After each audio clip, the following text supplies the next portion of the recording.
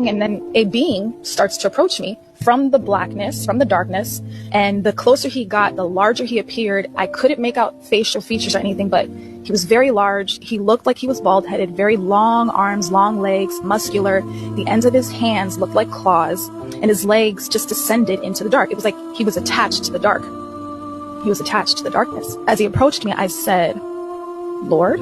Because in my mind, I knew this was a supernatural being. Remember, I wasn't walking with God like that, so I'm Lord. And he spoke and said no, but it was very interesting when he spoke. It wasn't like audible words like I'm talking now. I felt them in my body. It was almost like telepathically in a way, and I would vibrate as he spoke. And it was such an eerie, dark, fearful feeling when he spoke, and he said, "No, you know who this is." I immediately knew it was Satan. I immediately knew. After that, I was like, no, no, no, because I thought I was on my way to hell. Like, I thought I was being greeted like I had died in my sleep, and I was being escorted to hell, because when I tell you guys, I was just voluntarily turning my back on God because I just didn't trust him.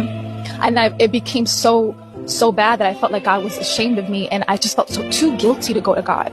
So anyways, I'm saying no, no, no, and the being, Satan, I'm just going to say who he is, Satan said, "Shut up." And he said, "If you worship me, I will give you all of these things." He's telling me fame. He's telling me a relationship, because I really wanted a really solid relationship, a marriage.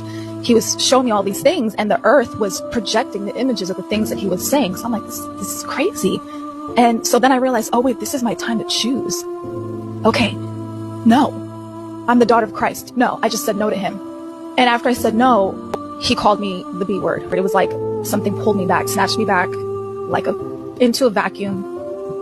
And I woke up with a gasp of air. I don't know. It felt like I was out of my body, because it was like I was cold, I was shivering, I was breathing as if I hadn't breathed in a long time. And I'm like, what just happened to me? The first person I think to call was my mom.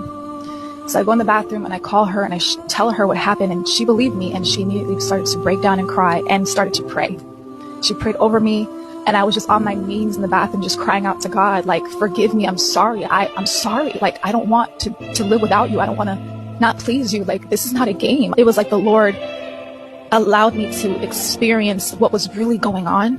He like lifted the veil, or allowed me to see and be in the spiritual realm, to know who's really has authority over the earth, right now. And I ended up canceling my plans. I ended up flying back home. At the time it was Florida. And that Sunday, the pastor was talking about the heavens, the first heaven being like our atmosphere, the second heaven being space, and the third heaven being where God's throne is. And I was like, oh my gosh, I was in the second heaven.